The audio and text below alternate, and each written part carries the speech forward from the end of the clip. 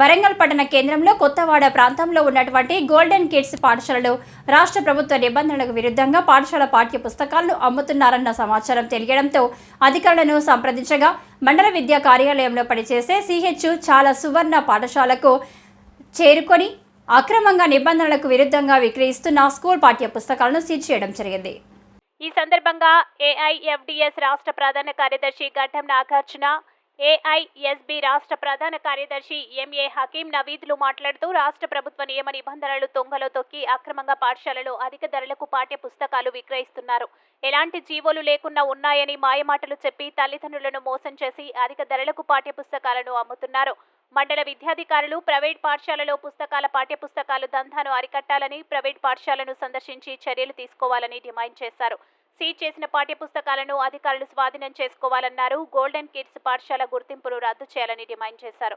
లేని ఎడల జిల్లా వ్యాప్తంగా ఆందోళన కార్యక్రమాన్ని నిర్వహిస్తామని వారన్నారు. ఈ కార్యక్రమంలో ఏఐఎస్బి జిల్లా అధ్యక్షులు రోహిత్, ఏఐఎఫ్డిఎస్ వరంగల్ నాయకులు పోలబోయిన రాజు తదితరులు పాల్గొన్నారు.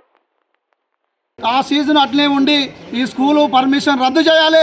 ఎందుకంటే రాష్ట్ర ప్రభుత్వం కూడా జూన్ ఫస్ట్ వీక్లో కూడా పాఠశాలలో పాఠ్య పుస్తకాలు అమ్మొద్దని చెప్పి బహిరంగ లేఖగా ఇవ్వడం జరిగింది, ప్రెస్కి ఇవ్వడం జరిగింది.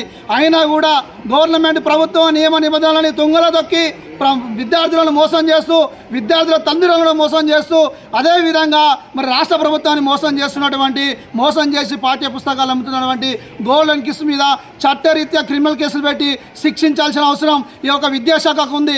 తక్షణమే ఈ గోల్డెన్ కిడ్స్ పర్మిషన్ రద్దు చేయాలి, లేకుంటే ఏఎఫ్డిఎస్ ఏఎస్బి ఆధ్వర్యంలో పెద్ద ఎత్తున ఆందోళన చేస్తామని చెప్పి సందర్భంగా తెలియజేస్తున్నాను. అదేవిధంగా జీవో నెంబర్ 1, జీవో నెంబర్ 46 ప్రకారంగా మరి ఫీజులు పట్టణ ప్రాంతంలో ఉన్నటువంటి హై స్కూల్కి మరి 10th క్లాస్కి 12,000 రూపాయలు మాత్రం ఫీజు ఉండాలి. కానీ గోల్డెన్ స్కిల్స్లో 40,000, 50,000, 30,000 ఉంటుంది.